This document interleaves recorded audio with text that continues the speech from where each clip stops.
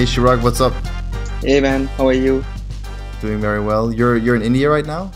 Yeah, All yeah, right. Cool, cool. So yeah, we're here to talk about we make games today, and of course your company Lucid Labs. Like what kind of stuff you guys are up to. But before we start with that, how about you guys just give a how about you just give a quick introduction about yourself and like your background and how you started making games? sure. So we are Lucid Labs. We are a tiny indie studio from India. We make games which are experimental and with a focus on narrative. Uh, we have a team which is like an all remote team, people working from different countries. We haven't met each other even once. So it's an all remote team making games with a passion for some experimental games. And a few months ago, we published Possessions, which is a puzzle, 3D perspective puzzle on Apple Arcade. And a lot of our time is going into maintaining the game on arcade with new levels and new updates. And a few months ago, we also launched a beta website called wemake.games with the aim to connect game developers and help them stay motivated on their projects. Yeah, I think it's a really cool project. I've been on We Make Games as well, and it kind of reminded me of some other projects that I've been enjoying that I've kind of liked as well. There was like I don't know if you're familiar with it, but there's a website called MakerLog. Uh-huh. You're aware of it, yeah? It's like a something similar, but for kind of people who are building, I guess, just generally like products or things like that. Ah, no, I'm Um, actually aware of the product hunt makers space or something like that. yeah, It's something similar than to makers.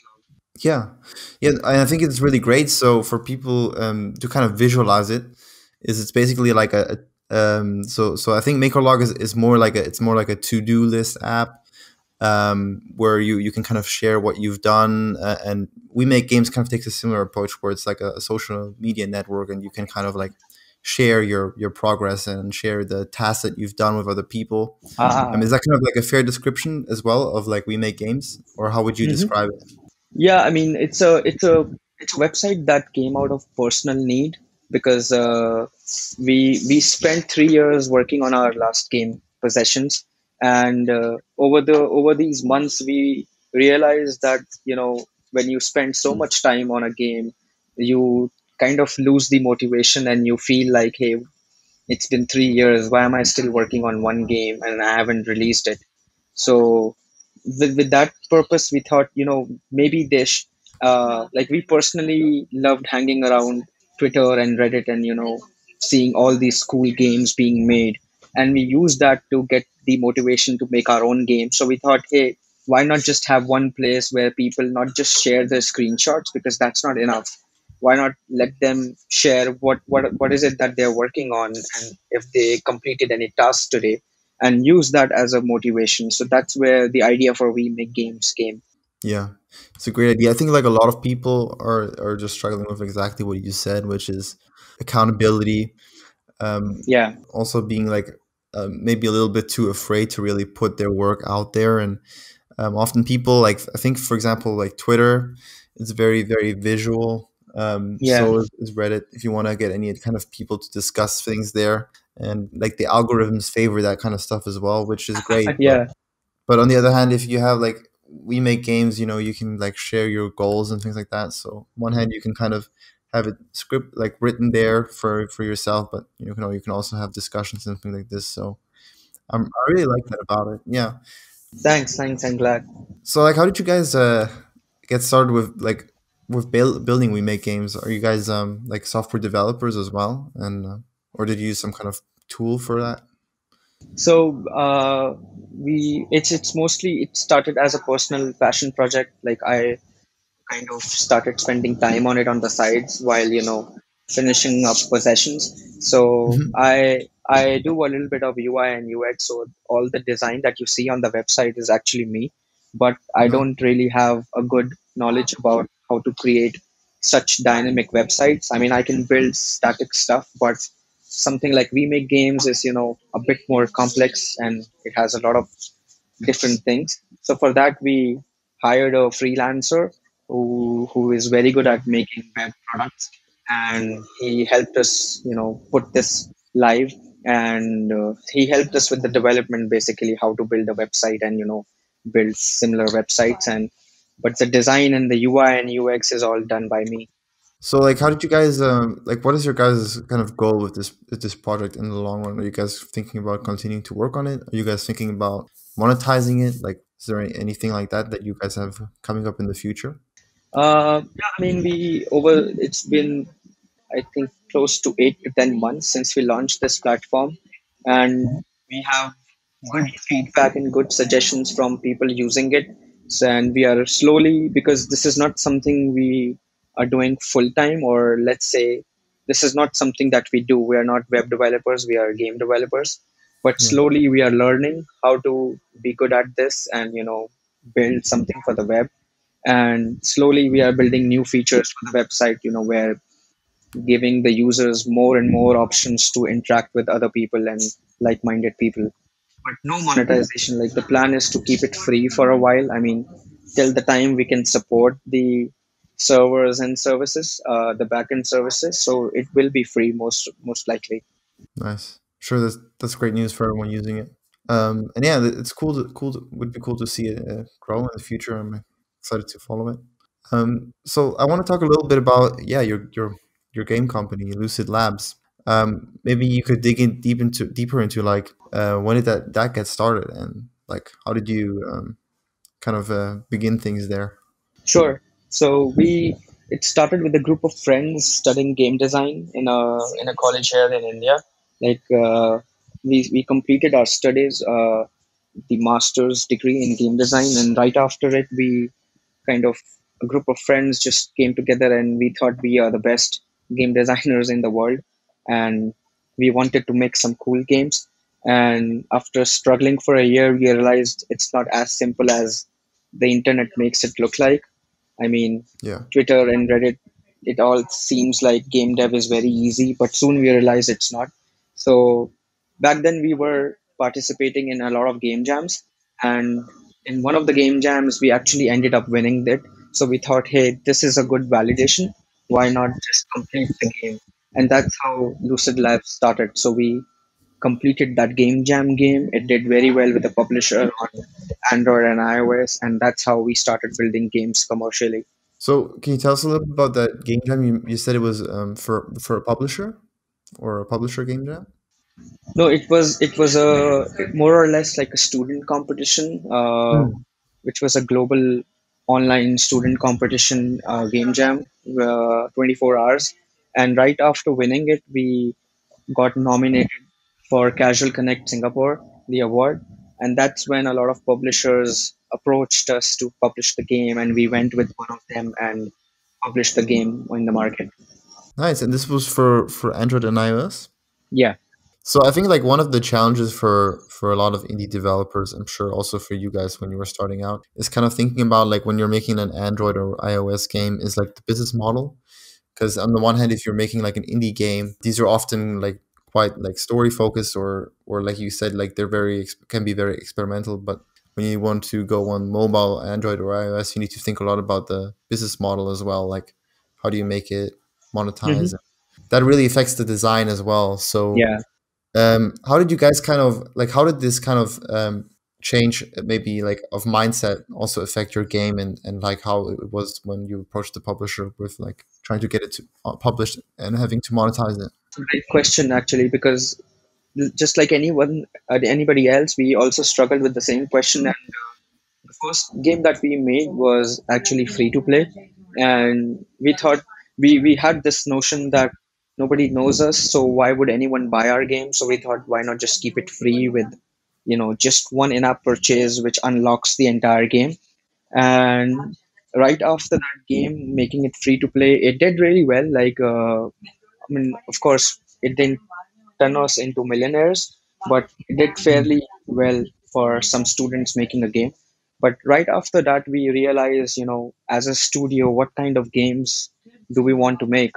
And we soon came to the conclusion that we want to create experiences. And if you are in the business of selling unique experiences, free to play really doesn't go well with it.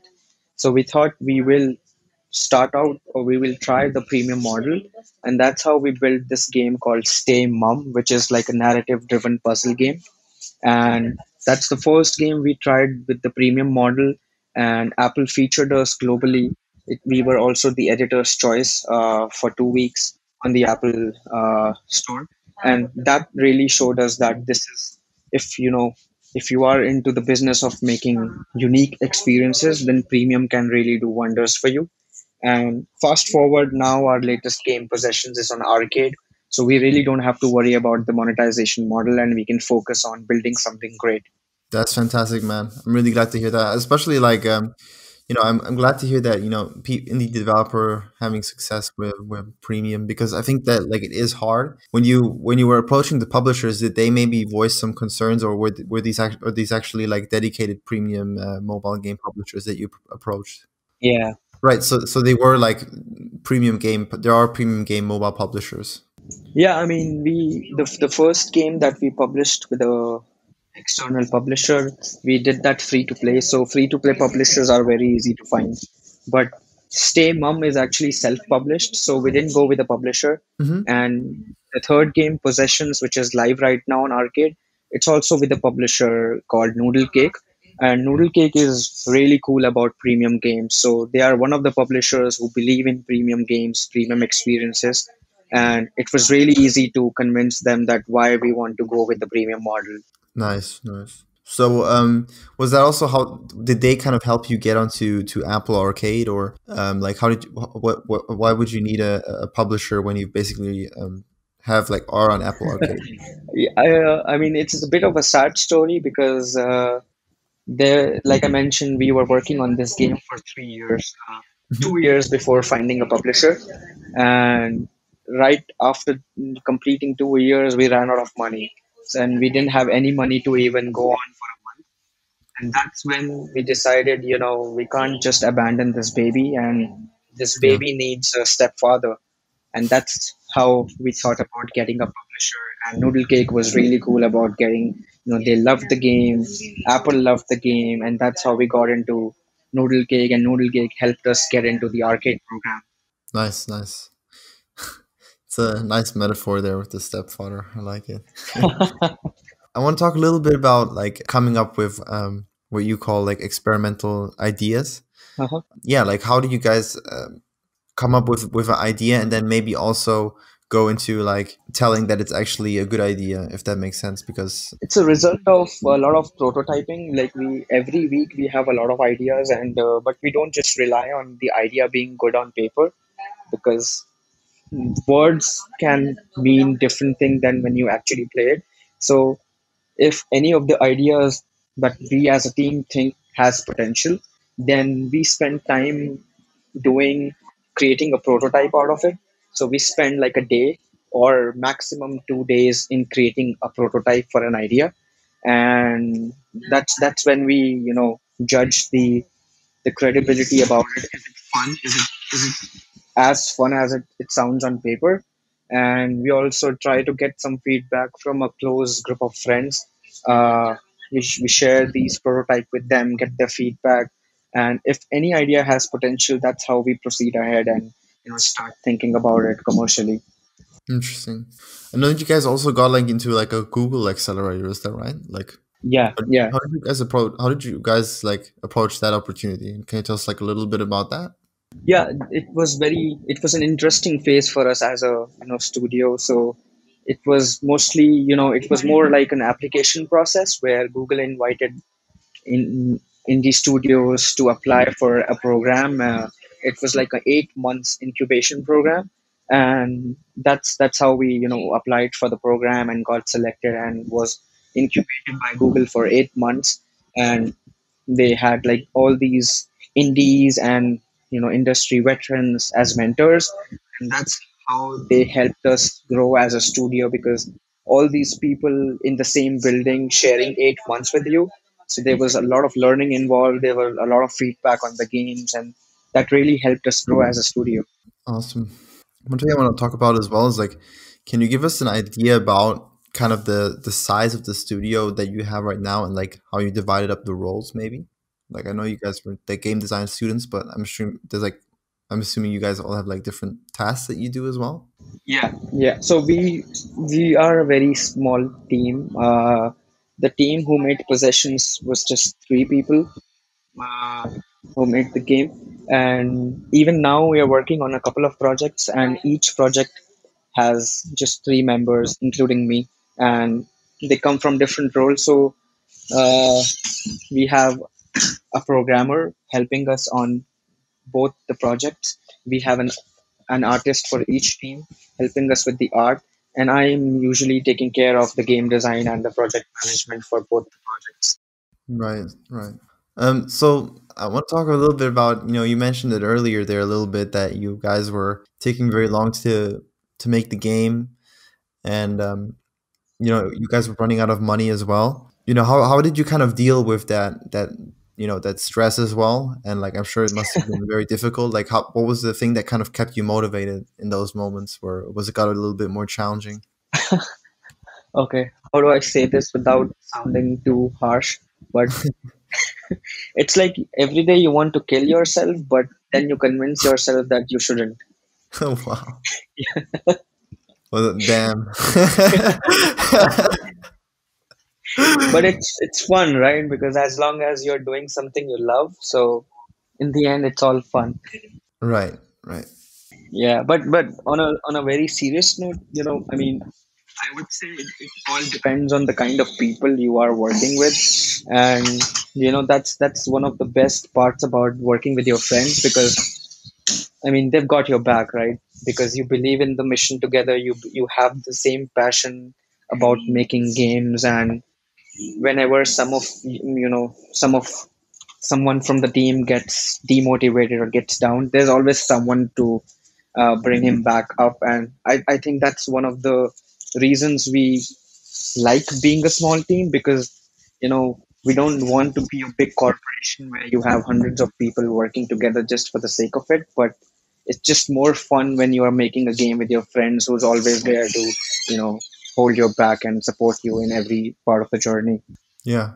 No, totally. Like get that. I'm sure you also like the ownership and just it being your own game, having the freedom to make like these experimental games that like a Yeah, games company would not make otherwise. I think is also really totally. cool. Yeah. Well, I mean, I don't want to like need to bring back any dark memories, but what would be like what would you say would be one of the things that maybe in hindsight like could have helped you maybe avoid that like miscalculation, I guess, in your kind of the time it would maybe take to make the game, or whatever went wrong there that ended up putting you in that situation. Yeah, I mean, I only have memories for the last game that we made, but it has to do with over scoping the project because as an indie team, when you get support from Apple, when you get support from a publisher, you you get this feeling that you can do anything in the world, and your game can be even Skyrim like or Zelda. So you start thinking about stuff which seems overly ambitious, and you try to include that into the project's timeline. And then it results in the project getting delayed or you getting burnt out, crunching every day to get those things rolling because you've promised those things to the publisher, you promised those things to Apple. So I'd say for anyone who's just starting making the games or even someone who's experienced doing this, just think about your team and your resources and you know think about the stuff that you can achieve without burning yourself out every day and have properly scope out your projects with a very structured and maintained project management so everything isn't too ambitious and you can easily finish stuff on time. And that's something we faced at different points in our journey with positions, and we shortly learned from that, and from now on that's something we really focus on. Mm. Yeah, makes sense. Do you like work with other studios as well, or collaborate with other like freelancers or things like that, like to kind of speed up the development or like help with expertise that might not be that prevalent in your team? Yeah, absolutely. So, like I mentioned, the whole team is remote. Mhm. We have people working from UK, Brazil, Mexico, and I think there's someone from New Zealand. So we That's one of the reasons, having a small team, because our games are so, let's say, different from each other. Every game that we make is very different from the last game that we make. So we like to get help in those areas where we think someone will really help there, like an artist who's really good at doing the kind of art we need in the game, and we openly collaborate with them, ask them to come on board, help us with a few months, and that's how we usually like to work, instead of restricting ourselves with you know permanent team where we know that it will be hard to think outside the box every time. So you mentioned there, so like that you guys are all completely remote around the world. Yeah, Has this been like before COVID as well, I assume? So all the yeah, time? all the time. Wow. So like how's that been like for you in terms of, how's your team maybe like adapted? What kind of best practices have you guys discovered in that specifically in game development have kind of helped you make sure that you're communicating well when you're working on a title? Yeah, I mean, it was very hard in the beginning, because game development is one of those jobs where you depend on instant feedback and instant communication to get things done, and game development is one of those fields. So it was really hard to manage this in the beginning, and then it got even harder when we started working with people from different time zones, and it started becoming a real mess, because I started, staying up for 20 hours in a day, and it was very unhealthy for me, trying to talk to everyone from different time zones. But then soon we realized that if you have good project management, if you follow good project management practices, and good task management, good documentation, and you keep things intact, these sort of practices and principles really help you create some good stuff with people, irrespective of their time zones, or if they are sitting with your offices in at a physical location. So would you say, if let's say in the future that you guys have like a massive like big hit, which hopefully you will, then would you buy like an office or something, or would you say I want to continue in the remote work? I mean, I would love to have an office to hang around with my team, just for the sake of being close to them. But then again, even if we do something like that, I think we'll still work with people from different countries and different time zones if we see the need to collaborate with them, and depending upon the project. So that will not stop us from working with all these cool people from all around the world. Yeah, makes sense. Makes sense. So like one thing I would be kind of like interested in is when you were making that first non Apple Arcade game. I guess if there are some marketing strategies that you used for Apple Arcade, that would be cool too. I'm not sure exactly how exactly the transparent the business model there is. I don't know if you get like paid for how much people play on Apple Arcade, but Mhm. I know that you guys probably got like some kind of advance there. I think like for Apple Arcade. But with the premium game, I'd be interested into like how did you guys kind of spread the word of it about it and make made got people to kind of pay for it, because I think it's pretty unusual for people to pay in advance for an app. Yeah. So for that one, we are like very vocal with the game on social media. We like to share the progress, share different stuff that we do in the game when we are making it with the people on Twitter, on Facebook, and Reddit, and that's how we it helped us create the buzz. It helps us find the right audience, the people who are really interested in these kind of games. And of course, while we were doing that, it was traditionally our first game, first premium game.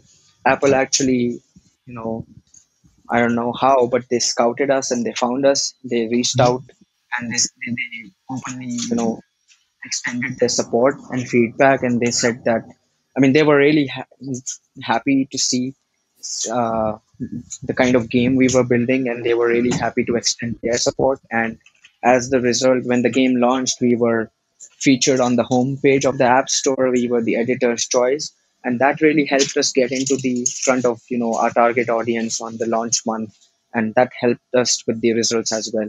Nice. That's really cool. That's really cool. Do you guys are you guys kind of trying doing some other work to kind of build a brand around your games company? Maybe doing some other marketing that you guys are kind of experimenting with?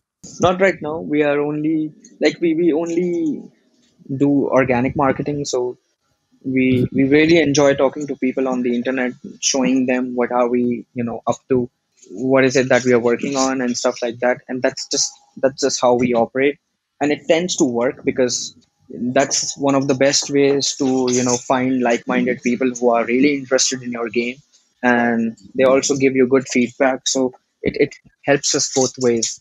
Like, where do you usually go to kind of find a person that you would find would be like suitable for your game? Or what kind of communities are you looking for, and what kind of platforms? To find someone to work on our games, or just to spread the word. If I understood correctly, you would tend to enjoy speaking to people who you find would enjoy your game, and like Uh-huh. how do you find those people? So it's just brute force, sharing your game's updates and progress on social media. So Twitter is really good in that area. Spreading the word about your game, and if it works out, you get all these sort of people interacting with you, engaging with you, and you can always ask them for feedback. Reddit is the other platform which is really really good if you know how to use Reddit properly, because Mhm. Reddit is not something like you post a picture and expect people to like it and share a comment. Reddit is a whole different story. So these two platforms have been really, really helpful in spreading the word, and getting feedback from these people who are really interested in the game. I want to maybe start like wrapping up a little bit, like you just talking about like what is kind of the biggest lessons that you've learned in your like game dev journey so far. Um, I mean, I'm sure that there's more than one, but something that comes to my mind right now is again, uh, being overly ambitious. Doing we've been doing that for a while now, and it's only recently we realized how to properly scope out your project, and Mm, that's something we've been doing for the last three games now. Being overly ambitious, not thinking about the team or the resources, and just blatantly scoping out the project. So that's one of the biggest learnings we had with the last game, and now we know how to properly scope the project and think about it in a sensible way. nice. Are you guys still working with Apple in future? Like the Apple Arcade thing, is it kind of like a continuing thing for future projects as well, or?